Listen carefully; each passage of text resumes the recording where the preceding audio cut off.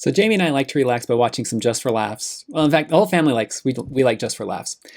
And this one is just hilarious how someone putting on an orange jacket and cones and the ear covers can make people believe that there's a plane coming in the middle of a field. And it's pretty hilarious. And so as we watch this, here, I'll play it for you.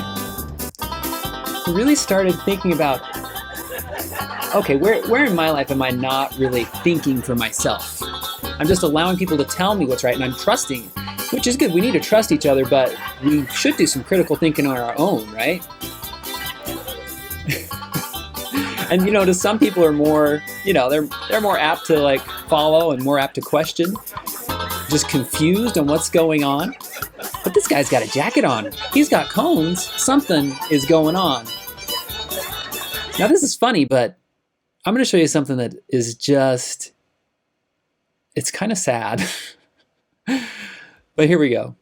It's just sad that we will fall into these patterns. But if you do it, don't blame yourself. I do the same thing, right? So, and it's really just interesting. We'll look at the science behind it. So I have a sheep here because we need to start thinking, okay, are we being a sheep just following the crowd, or are we thinking for ourselves? Take a look at this example here. Just look up here.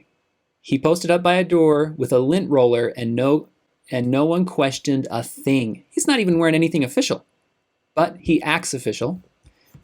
Watch this. Spread your arms. All right, let me scan you with this lint roller. All right, you're good to go. Got the viruses off of you. Oh, yep, you too. Let's check you out. You can pass. All right, put your arms out. Person after person. Now, could that be staged? Sure, but I think that's the point of, think about you in that situation. Would you do it? I might just be going right along like, well, she did it. I'm going to do it. So I want to play this video for you because there's science behind this and we need to be aware of it so we can catch ourselves when we start going down this path of following when we really should be questioning those around us. Take a look at this. It's old. I just like the lady's voice. I may comment here and there, but I'll turn myself down for this one. It's called the Asch experiment. The Asch experiment is one of psychology's oldest and most popular pieces of research. A volunteer is told that he's taking part in a visual perception test. What he doesn't know is that the other participants are actors, and he's the only person taking part in the real test, which is actually about group conformity. Please begin. The experiment you will be taking part in today involves the perception of line length. Your task will be simply to look at the line here on the left and indicate which of the 3 lines on the right is equal to it in length. So, for example, if you... The actors have been told to match the wrong lines. The volunteer will be monitored to see if he gives the correct answer or if he goes along with the opinion of the group and gives the wrong answer. In the first test, the correct answer is 2. 1. 1. 1.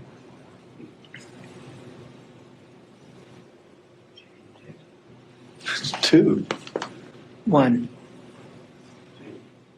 Once again, the correct answer is 2. 3. 3. 3.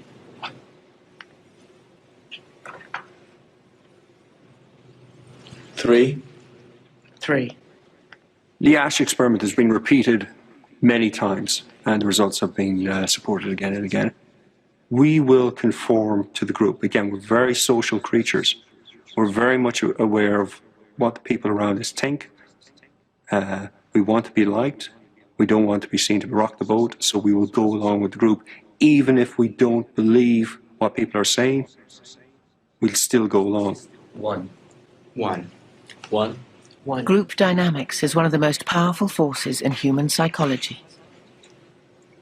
1. So after watching that, I want you to think about this in the context of wearing a mask, right?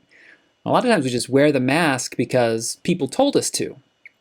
Is the mask really even helping? Like, how much have you researched it? I know a doctor, Fauci, whoever, said we should, but what do the experts have to say? Just because he's a doctor doesn't mean he's an expert. You should do some research on it. And this video is very telling about the drawbacks from wearing a mask. Like, does it help? When you do the research, it can help a little bit, but are the drawbacks worth the little bit of help? And so definitely watch this one, and you get to actually listen to these OSHA experts on it. And it was funny, I sent this to my friend, and I didn't realize he was like an OSHA expert or anything like that. But I'll put this link down in the description below. Give it a watch. Drop in the comments what you think about masks. I was at a basketball game the other day, and we take our masks off because I can't breathe and cheer at the same time. You know, we can take our masks off in a restaurant, so I'm just gonna take it off the basketball game. I'll wear it in and out, but I'll take it off when we're watching the basketball game. This lady we were sitting next to, they were fine with it, but she wore her mask the whole time. And at the end of the game, she's like, "Oh, I've got such a headache." I'm like, "Yeah, it's because you need oxygen." So watch this, and let me know what you think down in the comments. I'll put links to all this down there. I sent this video to my friend, and I did not realize that he was OSHA certified. And he just confirmed exactly what was in the video. Absolutely true. I am actually an OSHA certified construction health and safety specialist and have extensive training in the proper use of PPE, personal protective equipment, and hazard of improper use. I have said the same thing from the get-go on this. Sure makes people feel warm and fuzzy though, and provides a means of control. Well, I was like, oh, I'm glad to get some backup. And I've heard it's about as effective putting a chain link fence up to try and stop a mosquito. And he responded back, well, it will stop those mosquitoes that run into the fence. So, you know, right there is some protection from it. But are the drawbacks worth the amount of protection you're getting? And you should do your own research and find out, how much protection is a mask really giving me? And how much more do I touch my face when I'm wearing a mask when I don't? Because these are all factors that play into it. So be thinking about your health and where you're at. If you're at risk, then yeah, you need to really, really consider this on where you stand on the mask. If you're a healthy individual, it may not be quite as necessary for you to wear a mask all the time. It's very, a lot of people say it's draconian, this blanket statement for wearing a mask, which that just means it's overly harsh. And I have to agree. And you know what? History agrees with this also. This is from the Spanish flu back in, 100 years ago, about anti-mask meeting tonight, Saturday, January 25th, at the Dreamland Rink.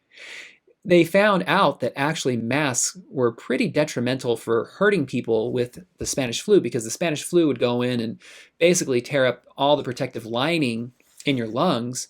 And the mask was really nice and warm and harbored a lot of growing of bacteria that would get down in there and cause a lot of trouble, cause a lot of people to lose their life.